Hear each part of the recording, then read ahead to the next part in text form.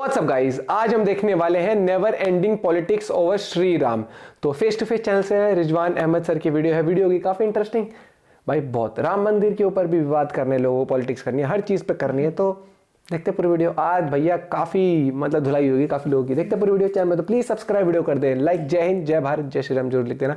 1 2 3 गो। इकबाल अंसारी ने फूल फेंक दिया। अबे ये वो इकबाल अंसारी है जिसके बाप ने शुरू में अयोध्या के मैटर को उलझाया। सीधी बात है, राम उनका जो राम के लिए लड़े, राम उनका नहीं जिन्होंने उनके अस्तित्व पर सवाल उठाया, उनका राम। अरे यार, ये तुम्हारे ही राम है, इसको सबका राम ना बनाओ।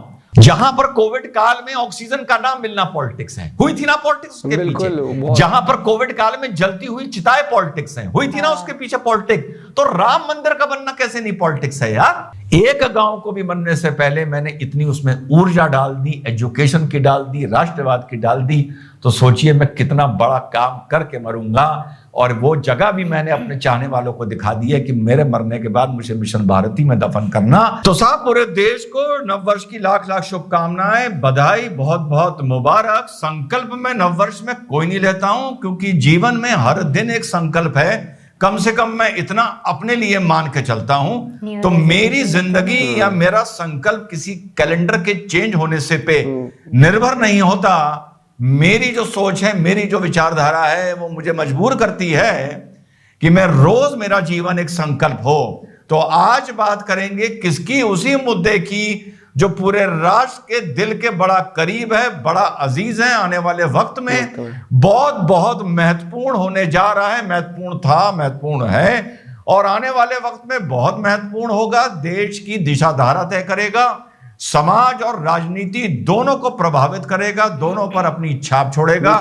जी हां, मैं बात कर रहा हूं 22 जनवरी की, रामलला की, राम मंदिर की, अयोध्या नगरी में, अयोध्या धाम में। और इसके साथ आज हम लोग थोड़ी सी बात करेंगे मेरे एक मिशन की, जिसका नाम है मिशन भारत। जिस तरह अयोध्या धाम, रामलला आप लोगों के दिल के बड़े करीब हैं, मेरे भी करीब हैं, इसी तरह मिशन भारत मेरे दिल के बहुत करीब है। जो नए साथी जुड़े हैं, इसके बारे में उनको ज्यादा नहीं पता है। आज थोड़ा सा विस्तार पे आप लोगों को विस्तार से मिशन भारत के बारे में बताऊंगा, और एक अपील भी करूंगा, और मिशन भारत को लेकर घोषणा भी करूंगा। तो इसी मुद्दे पर आज हो गई बात, और दोनों बहुत ही पॉजिटिव मुद्दे हैं। तो वीडियो वक्त निकाल के जरूर देखिएगा। Face to face.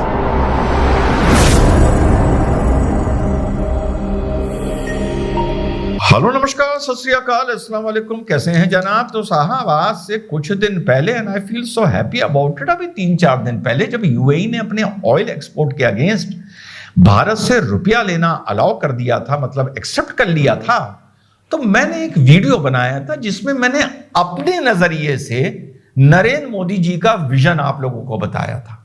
आज से 4-5 दिन पहले सुनिए कि उसी वीडियो का एक छोटा सा अंश आप लोगों को पुनः क्यों सुना रहा हूं। पहले सुनिए, फिर बताता। क्या बात है साहब, क्या बात है साहब। यही बात मुझे मोदी जी की पसंद है कि वो आदमी या उनकी सरकार भविष्य भी साथ लेके चल रही है अपने इतिहास के, यानी इतिहास पर भी काम हो रहा है और भविष्य पर भी काम हो रहा है। सुना साथियों, जब माने नरेंद्र मोदी जी 30 दिसंबर को अयोध्या धाम पहुंचे, किस लिए पहुंचे? वहां के इंतजामात देखने के लिए और महर्षि वाल्मीकि इंटरनेशनल एयरपोर्ट का उद्घाटन करने के लिए। जी हां, तो सुनिए माने नरेंद्र मोदी जी ने क्या कहा अपने नजरिए से, अपने विजन के बारे में। फिर तुलना करिएगा रिजवान अहमद जो नरेंद्र मोदी जी के विजन के बारे में आप लोगों को बोल रहा था, और नरेंद्र मोदी जी स्वयं जो अपने विजन के बारे में आप लोगों को बोलना है। दोनों की तुलना करिएगा, देखिएगा। हमारी विरासत हमें प्रेरणा देती है, हमें सही मार्ग दिखाती है। इसलिए आज का भारत पुरातन और नूतन दोनों को आत्मसात करते हुए आगे बढ़ रहा है। देखा साथियों, आज से 4 दिन पहले आपके भाई ने जो बताया था किस तरह से नरेंद्र मोदी जी काम कर रहे हैं। देखो यार, राष्ट्र बहुत बड़ा है, 70 साल फजियत हुई है, बिल्कुल काम भी हुए हैं, फजियत भी हुई है। ये सब जानते हैं कि फजियत ज्यादा हुई है, तो ये 7-10 वर्ष में काम निपटने वाला नहीं है। कोई भी सरकार दी परफेक्ट नहीं होती है, कोई भी कानून दी परफेक्ट नहीं होता है। हर सरकार में कमियां होती हैं और हर कानून में कमियां होती हैं। सरकार भी अपने पावर का कभी कभी दुरुपयोग करती है, कानून भी अपने पावर का कभी कभी दुरुपयोग करता है। बस हम लोगों को, एक आम नागरिकों को यह देखना पड़ता है कुल मिलाकर कि रिलेटिवली, तुलनात्मक, कौन बेहतर है और कौन इस राष्ट्र के लिए बेहतर कर रहा है। तो यही बात आपके भाई ने बोली थी और इसमें कोई डाउट नहीं है कि ये मौजूदा सरकार और माननीय नरेंद्र मोदी जी, मैं ये मानता हूं कि अगर वो सब ठीक रहें, ठीक से मेरा मतलब हेल्थ रहे, तंदुरुस्ती रहे, तो 2029 में भी नरेंद्र मोदी की, मुझे लगता है कि नरेंद्र मोदी जी की वापसी होगी टिल 2034।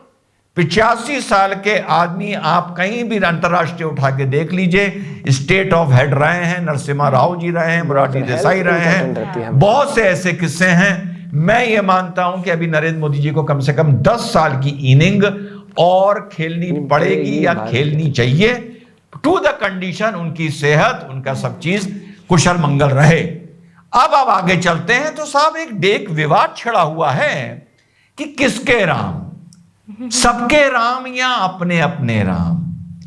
इसी बीच मैंने 2 चैनल्स को देखा, वो इकबाल अंसारी ने नरेंद्र मोदी जी के, और आज इकबाल अंसारी ने, जो कि आप जानते हैं बाबरी मस्जिद की तरफ से केस लड़ने वाले रहे हैं, उन इकबाल अंसारी ने भी आज प्रधानमंत्री नरेंद्र मोदी पर पुष्प वर्षा की है। तो इकबाल अंसारी का पुष्प वर्षा करना यह दिखाता है कि यहाँ का जो एक बड़ा तबका है, माइनॉरिटी से ताल्लुक रखने वाला, वो भी अयोध्या में बन रहे इस विशाल मंदिर के साथ और प्रधानमंत्री नरेंद्र मोदी की, उनके विजन, उनकी दृष्टि के साथ खड़ा हुआ है। कि गाड़ी पर फूल बरसाए इकबाल अंसारी ने। तो साहब सबने बोला देखो सबके राम, इकबाल अंसारी देखो फूल फेंक रहा है, इकबाल अंसारी फूल फेंक रहा है। यार 1 जनवरी को हिंदू में एक बात बोलूं आपसे, यार आप लोग बीच बहुत जल्दी जाते हो यार, ये इतनी समस्या है आप लोगों के साथ, इतना चिढ़ता हूं मैं इस बात से। यार आप लोगों को कोई भी नव वर्ष में संकल्प करना है, कर लो जो करना है, एक राष्ट्र के नजरिए से और धर्म आस्था के नजरिए से।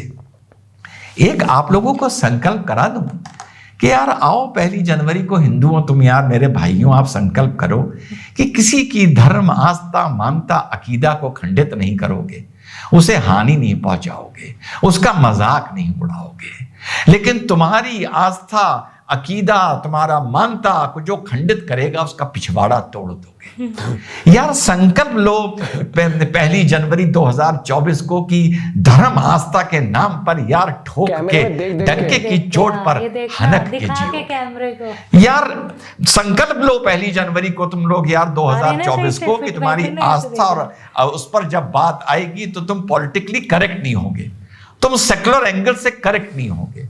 जो तुम्हारी आस्था, तुम्हारे राष्ट्रवाद, तुम्हारे अकीदे, तुम्हारी मान्यताओं को खंडित करेगा, उसको बिना किसी शर्म के, बिना किसी लिहाज के, बिना किसी हिचक के, जैसे भी हो उसको तुम उसी टाइम ठोकोगे, भले जुबान से ठोको, भले कान के नीचे एक धर के दो। इकबाल अंसारी ने फूल फेंक दिया। अबे ये वो इकबाल अंसारी है जिसके बाप ने शुरू में अयोध्या के मैटर को उलझाया, उसके बाद उसके बेटे इकबाल अंसारी ने उलझाया।